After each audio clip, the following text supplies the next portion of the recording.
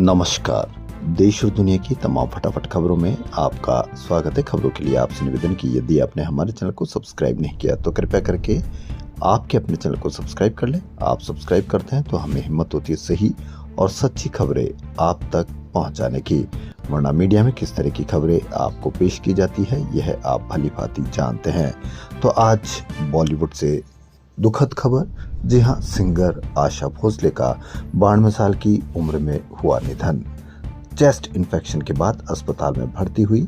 कल शाम 4 बजे अंतिम संस्कार होगा। ब्रीच कैंडी हॉस्पिटल के डॉक्टर ने बताया कि आशा भोसले को कई मेडिकल समस्याएं थी और मल्टी ऑर्गन फेल्योर यानी कई अंग फेल होने के कारण उनका निधन हुआ। आशा भोसले के बेटे आनंद भोसले ने बताया कि जो लोग अंतिम दर्शन करना चाहते हैं वह कल सुबह 11 बजे उनके घर पर आ सकते हैं। अंतिम संस्कार कल शाम 4 बजे शिवाजी पार्क में किया जाएगा। आशा भोसले ने अपने करियर में 20 से अधिक भाषाओं में 12,000 से ज्यादा गाने गाए हैं। उनके गाने इन आंखों की मस्ती, दम मारो दम, पिया तू अब तो आजा और चुरा लिया है तुमने आज भी बड़ा लोकप्रिय है। अमेरिका ईरान के बीच होर्मुज स्ट्रेट पर बयानबाजी तेज हो गई है। ईरान के उप संसद अध्यक्ष हाजी बाबाई ने कहा है कि ये स्ट्रेट ईरान के कंट्रोल में है। उन्होंने इसे तेहरान की रेड लाइन बताया और कहा कि यहां से गुजरने वाले जहाजों को ईरानी करेंसी रियाल में टोल देना होगा। इससे पहले कल अमेरिकी राष्ट्रपति ट्रंप ने दावा किया था कि अमेरिका इस रास्ते में बिछी बारूदी माइंस हटा रहा है। उन्होंने कहा था कि यह समुद्री रास्ता जल्द ही खुल जाएगा। अमेरिकी सेना ने यह भी दावा किया था कि उनके जहाज इस रास्ते से गुजर चुके हैं।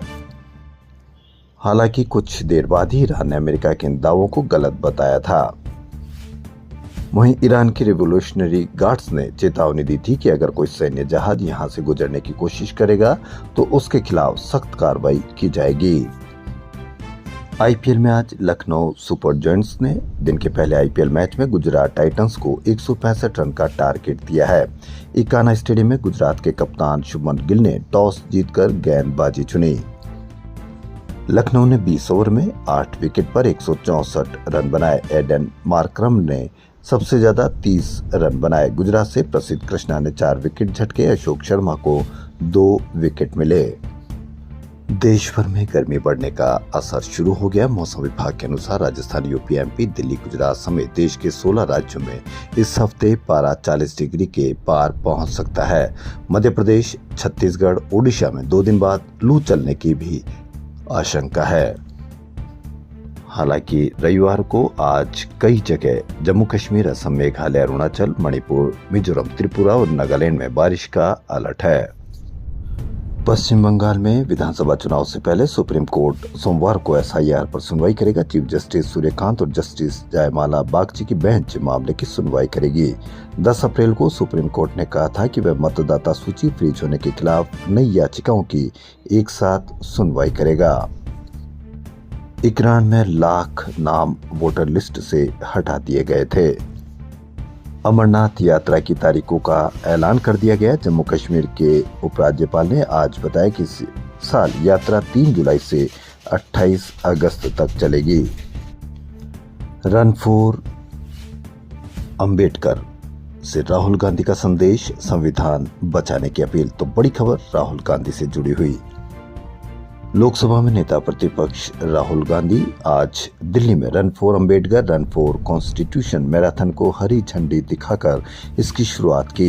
इस दौरान उन्होंने संविधान की रक्षा का आह्वान करते हुए केंद्र सरकार और आरएसएस पर निशाना साधा। उन्होंने बाबा साहेब को नमन किया और संविधान की अहमियत पर जोर दिया। कार्यक्रम के दौरान राहुल गांधी ने अंबेडकर को नमन करते हुए कहा कि उनका संदेश ही भारतीय संविधान की आत्मा है। उन्होंने कहा कि संविधान देश के लोकतंत्र की सबसे मजबूत नींव है। अपने संबोधन में उन्होंने आरोप लगाया कि राष्ट्रीय स्वयंसेवक संघ और भारतीय जनता पार्टी की विचारधारा संविधान के मूल स्वरूप को बदलने की कोशिश कर रही है। उन्होंने कहा कि इस तरह की कोशिशों के प्रति सतर्क रहना जरूरी है। राहुल गांधी ने कहा कि कुछ ताकतें नहीं चाहती कि गरीब, दलित और पिछड़े वर्गों को समान अधिकार मिले। उन्होंने इसे संविधान की भावना के खिलाफ बताया। उन्होंने युवाओं से अपील भी की कि वह देश के हर कोने में संविधान की भावना को फैलाए और लोगों को उनके अधिकारों के प्रति जागरूक करे ताकि लोकतांत्रिक मूल्यों की रक्षा हो सके। तो बड़ी खबर, रन फॉर अंबेडकर में राहुल गांधी ने दिया बड़ा संदेश। तो देश और दुनिया की तमाम फटाफट खबरों में फिलहाल इतना ही। धन्यवाद।